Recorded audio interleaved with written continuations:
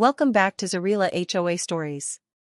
Drop your country or city in the comments. Let's begin Chapter 1 ***. Caden Stormrider had been away for years, seeking mastery in distant lands, honing his skills as a warrior and learning strategies of war that would serve him well. But when the letter arrived, brief and cold, summoning him back to his homeland, something gnawed at him. The message was clear. His father, Roland Stormrider, a respected warrior who had once led the village's defense against invaders, had been attacked. Caden's heart dropped. He had been away too long. As Caden approached the village, the landscape seemed eerily unchanged. The same quiet paths, the same old wooden houses. The familiar scent of pine trees mixed with the dampness of the cool morning air. Yet there was a tension in the air, something was different. The warm welcome he had expected was absent, replaced by a quiet unease that made Caden's skin prickle. He had anticipated a joyous reunion with his people, but instead, he was met with a cold reception from those who once held him dear. Faces turned away from him, voices lowered in hushed conversations. Caden's mind raced. What had happened in his absence? Who could have done such a thing to his father, a man who was both a pillar of strength and wisdom in the village? When he finally reached his father's home, an old stone cottage near the village's edge, the door creaked open to reveal a dim, somber interior.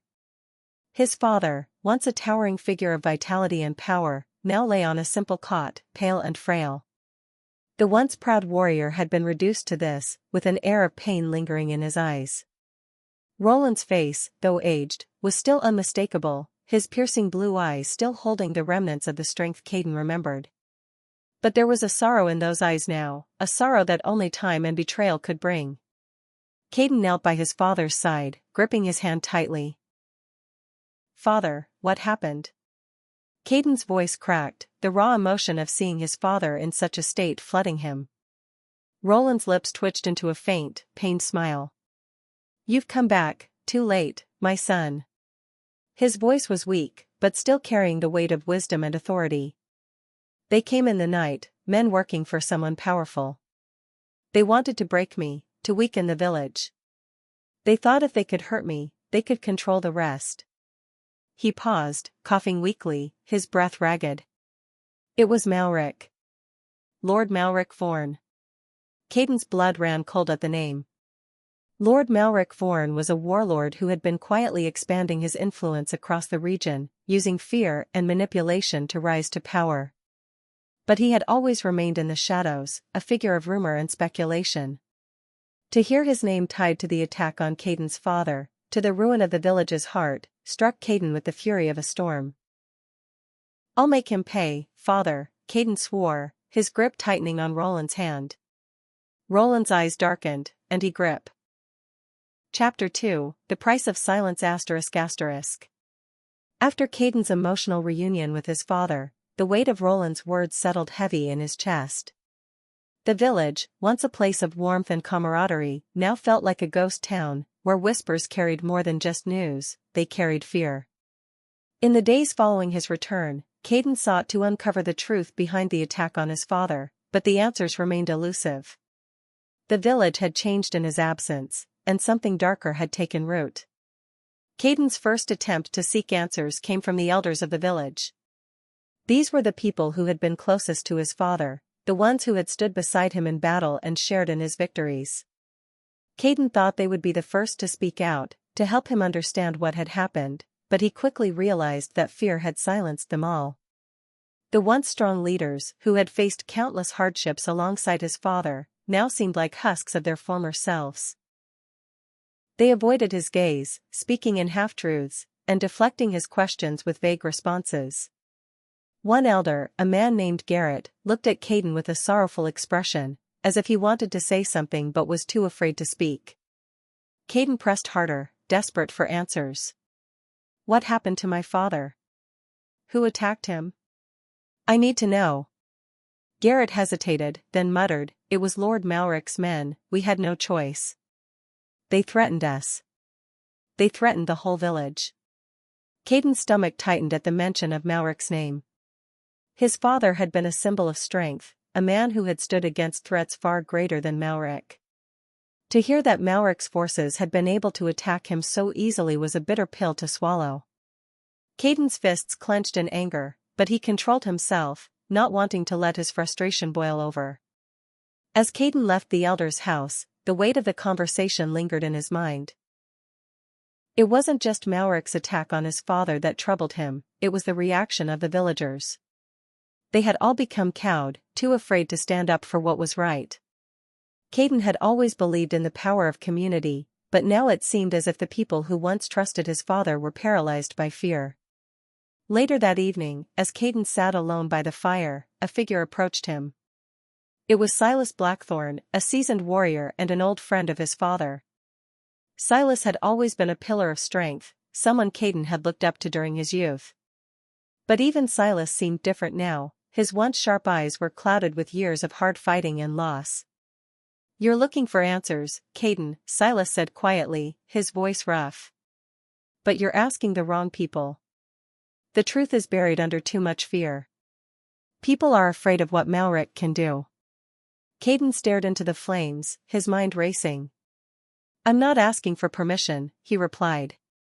"I need to know how to stop him." Silas hesitated before speaking again. "Stopping Malric is no simple task."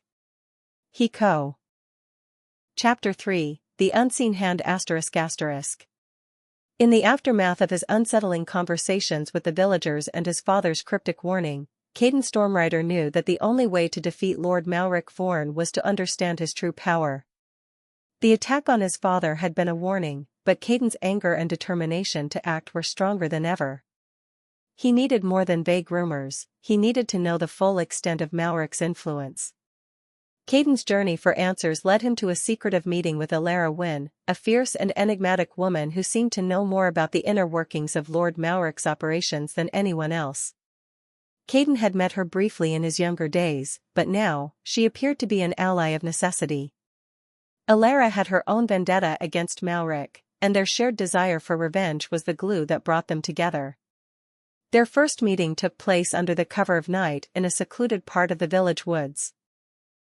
Alara was waiting for him, her dark eyes flashing with a mixture of resolve and something darker. Her lean figure was cloaked in shadows, and her presence alone radiated the kind of strength Caden could relate to. As soon as she saw him approach, she didn't waste time on pleasantries. "You've come to ask about Malric, haven't you?" she said, her voice steady but with an underlying tension. Caden nodded, his fists clenched. "I need to know what I'm up against. My father, he told me it was Malric's men who hurt him. I need to know everything." Alara didn't hesitate. "Malric is not just a warlord. He's a man who plays the game of politics, fear, and manipulation. His reach extends far beyond this village. He has spies in every town, bribed officials, and mercenaries who do his bidding for gold. But the worst part? His influence spreads through the very heart of our land, using fear as a weapon." Caden listened intently, anger rising in him as Alara continued. She told him how Malric had used brutal tactics to slowly expand his power, toppling village leaders, assassinating rivals, and forcing communities into submission. She spoke of the countless families who had been broken and terrorized, of villages that had been bled dry of resources to feed Malric's growing army. Alara revealed that Roland Stormrider had been one of the few who had stood against Malric's forces, which made him a target for elimination. But Malric had underestimated the strength of the Stormrider name. "Your father wasn't just a warrior, he was a symbol," Alara explained. "And for Malric, symbols are dangerous. He wanted to break the spirit of this village, and to do that, he needed to break Roland." Caden's chest tightened with frustration. He had always known that his father was important, but hearing it from Alara made it clear just how much Roland had meant to the people around him, and how much Malric had feared him. Caden swore under his breath. "I'll make him pay." Alara gave him a hard look, sensing the Dongay. Chapter 4, Blood Ties ****. As Caden's resolve to confront Lord Malric deepened, he quickly realized that the fight ahead would require more than just strength and fury. He had to gather allies, people who were willing to stand by him in this war, even if it meant risking everything. But Caden soon discovered that the very bonds of friendship, loyalty, and family would be tested in ways he hadn't anticipated. The first person he sought out was Thorn Ironheart, a trusted friend of his father's and a fellow warrior. Thorn was known for his unwavering loyalty and battle prowess, having fought alongside Roland in countless skirmishes. When Caden found him, he was not the same man he remembered. Thorn was older, quieter, and, most strikingly, reluctant to speak of the past. The fire that once burned in his eyes was now a faint ember, hidden beneath layers of caution and weariness. "You've returned," Thorn said with a grim smile when Caden approached him in the woods. "I never thought I'd see this day." Caden's heart surged with a mix of relief and frustration. "Malric attacked my father, Thorn. He's the one who's responsible for everything that's happened to this village." Thorn nodded somberly but didn't seem surprised. "I figured as much. Malric's been moving in the shadows for years. But what are you planning to do about it? You can't just charge in like you did when we were younger. This is different."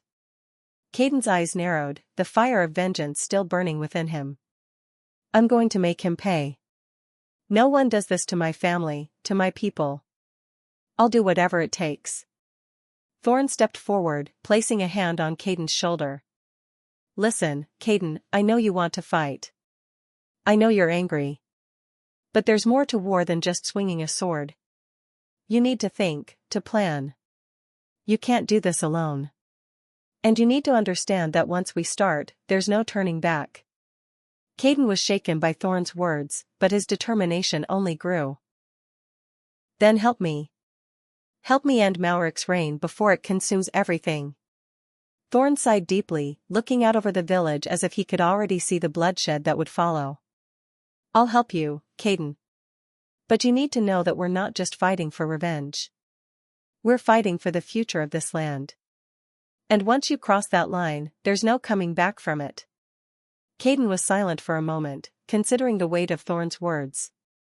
He had always seen Thorn as a symbol of steadfast strength, someone who could always be counted on. But now, he saw a man who had been broken by too many battles, who had seen too much loss to believe in the purity of war anymore. It was a bitter reality, but one that Caden had to face. Meanwhile, Caden's relationship with Vera Dunsmore, a childhood friend, grew more complicated. Vera had always been close to the Stormriders, and she had been one of the few people to remain in the village when everyone else had fled or gone into hiding. But Caden felt Chapter 5, A Trail of Ashes.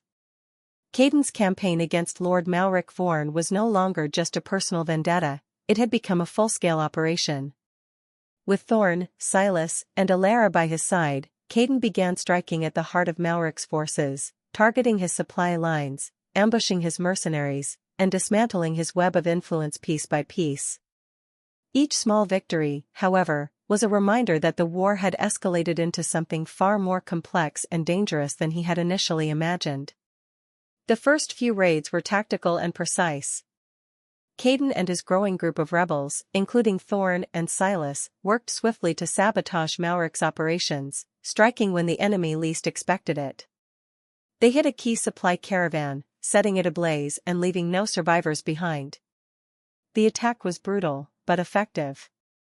Caden's name began to spread as a shadow who stalked the night, a warrior intent on bringing down a tyrant.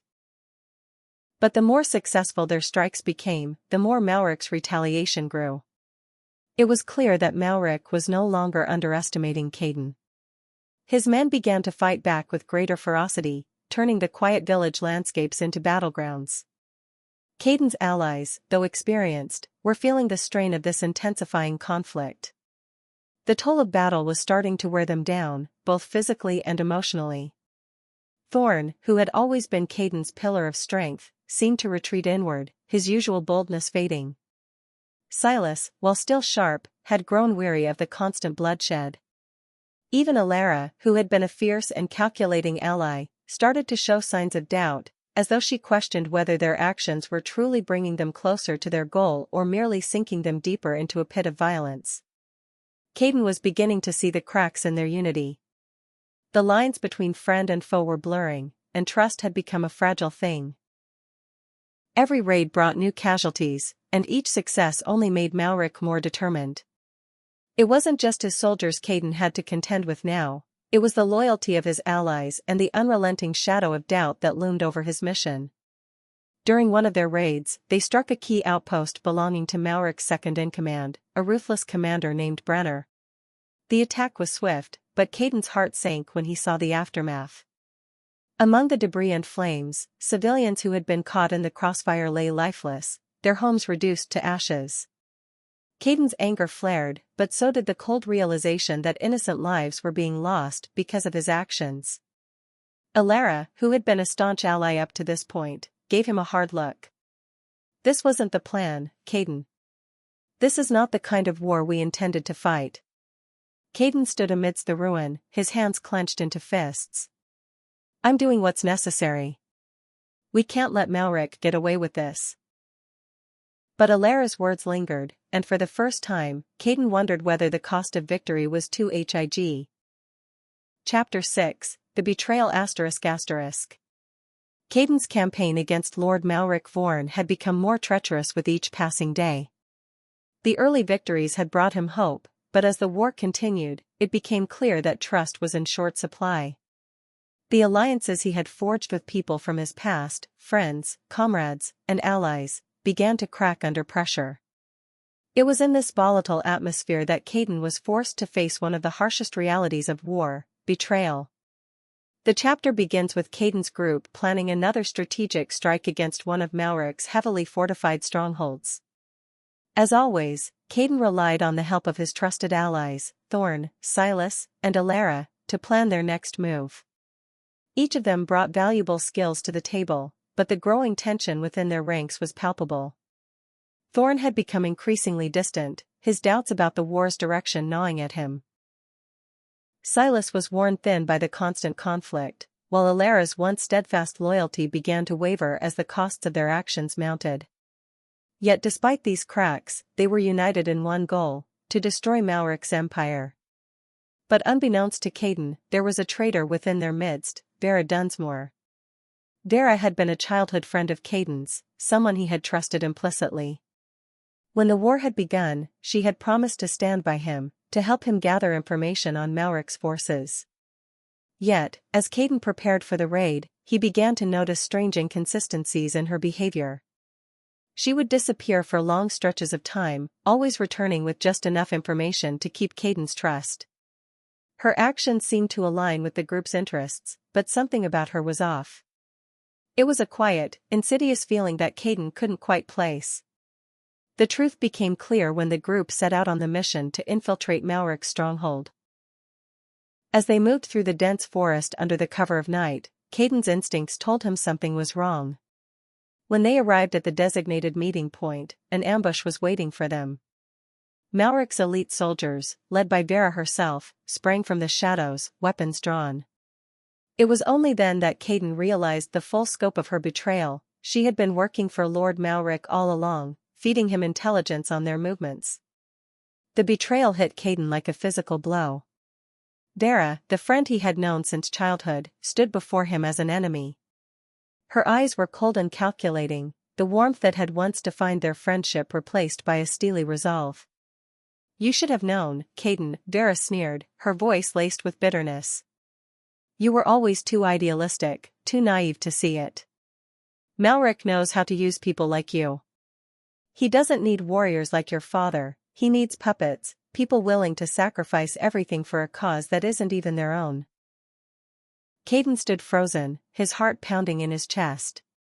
The shock of betrayal overwhelmed him, but his sense of duty quickly took over. Chapter 7, The Gathering Storm. The winds of war had shifted, and Caden's Stormrider was feeling the pressure more than ever. Betrayal by Vera had shaken him to his core, leaving him questioning everything he thought he knew about loyalty and trust. Yet despite the emotional turmoil, Caden knew that the war against Lord Malric couldn't be put on hold. Malric's influence was growing stronger by the day, and Caden's resolve to see the tyrant brought to justice was unyielding. But as the storm of conflict raged on, Caden realized that he was on the brink of something much greater than a personal vendetta. This war was becoming a fight for the very soul of the land.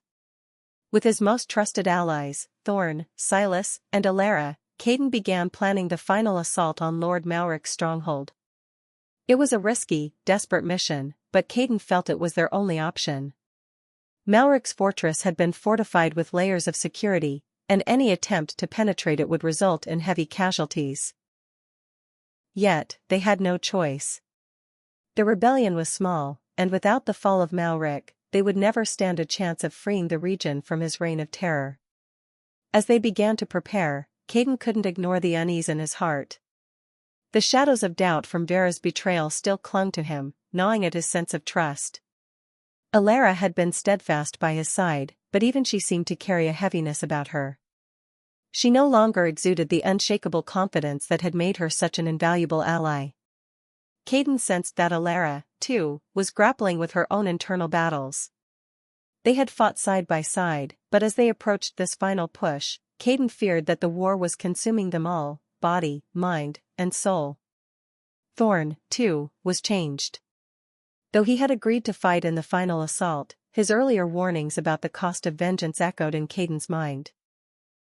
Thorn had fought countless battles, yet something about this final push seemed to weigh heavier on him than anything he had ever faced before. It was clear that the war had broken something inside him, perhaps the same thing Caden feared was breaking within himself. The fire of loyalty that had once burned brightly in Thorn's heart now seemed like a dim ember.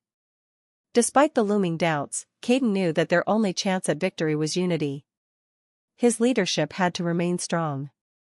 They gathered their forces, drawing up plans for the assault, making final preparations. Each member of the rebellion knew the stakes. If they failed, Mauric's tyranny would continue unabated, and more lives would be lost. As Caden and his group made their final moves toward Mauric's fortress, they were joined by scattered groups of resistance fighters, farmers, ex-soldiers, and villagers who had finally mustered the courage to take up arms.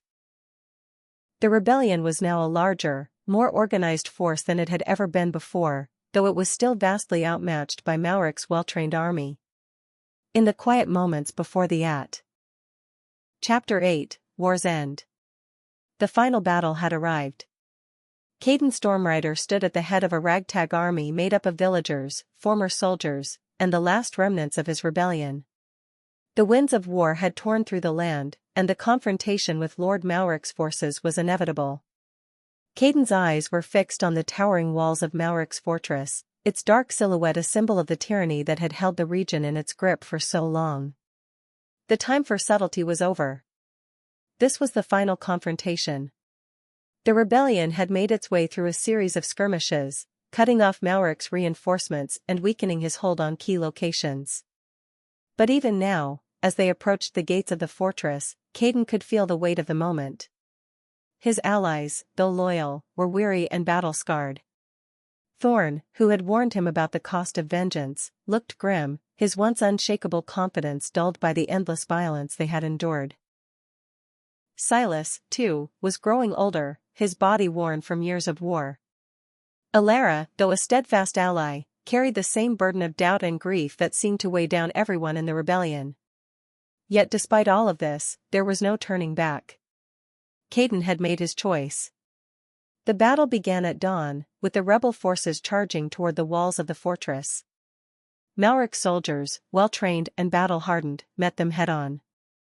The sound of clashing steel and battle cries filled the air as Caden led the charge, his sword cutting through the enemy ranks.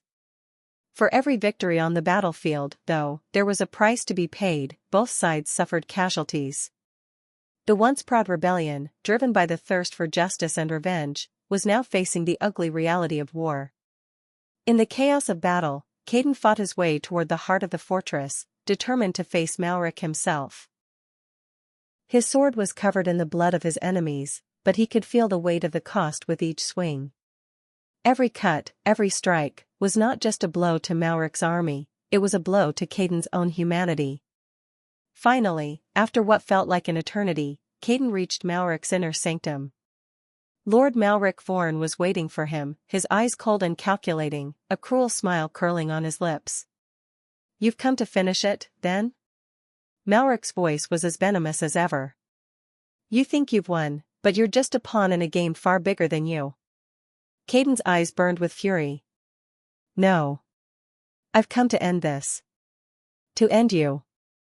The final confrontation between Caden and Malric was brutal and intense, both men pushing themselves to the limit. Malric was a formidable opponent, his strength and ruthlessness evident in every strike. But Caden's determination, his need for justice, and his sense of vengeance gave him an edge. In the end, Caden's blade found its mark, plunging deep into Malric's chest. As the warlord crumpled to the ground, Caden stood over him, panting, bloodied, and exhausted. For a brief moment, their